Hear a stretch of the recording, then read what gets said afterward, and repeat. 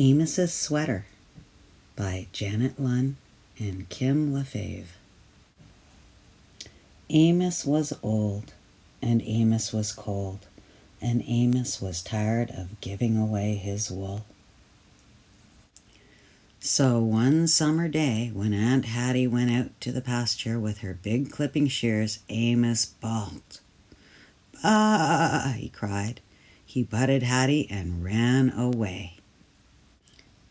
"Amos, stop!" shouted Hattie. "Stop, Amos!" But Amos did not stop. Aunt Hattie ran after him. She chased him around and around the meadow. She chased him up and down the hillside and across the brook.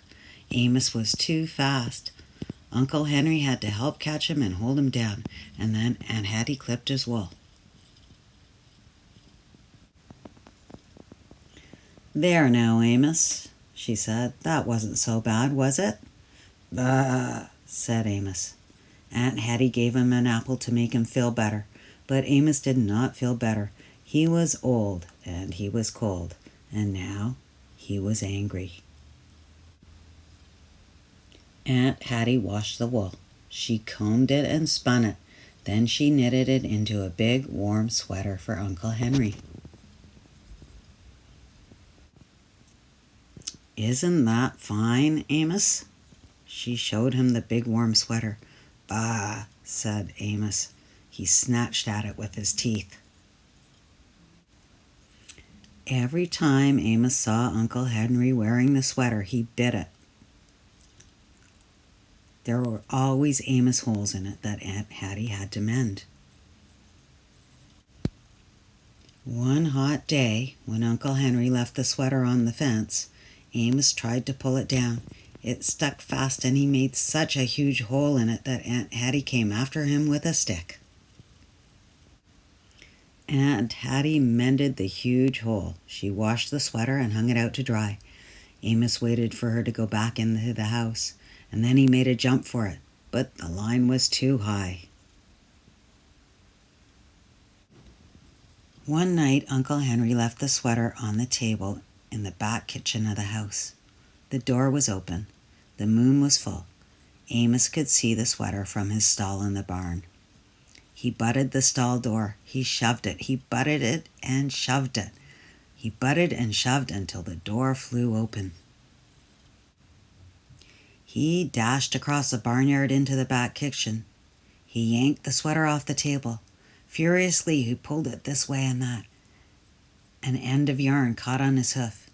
He pulled and twisted to get loose. He tugged, he twisted, he bit, he rolled around on the floor, and the more he struggled, the tighter the yarn wound around him, and soon he was so tangled you couldn't tell which was yarn and which was sweater and which was Amos. "Bah!" he cried. "Bah, bah!" in such a rage. Aunt Hattie and Uncle Henry came running in to see what had happened. "Oh, Amos, now you've done it," sighed Hattie. Uncle Henry laughed. He began to unwind the yarn. Amos glared at them with his angry black eyes. Free at last, he stood up. His two front legs were deep in the arms of Uncle Henry's sweater. His head poked through the top. "You know, Hattie, Amos is old," said Uncle Henry. "And maybe Amos is cold," said Aunt Hattie. And maybe, they both said at the same time, Amos is tired of giving away his wool.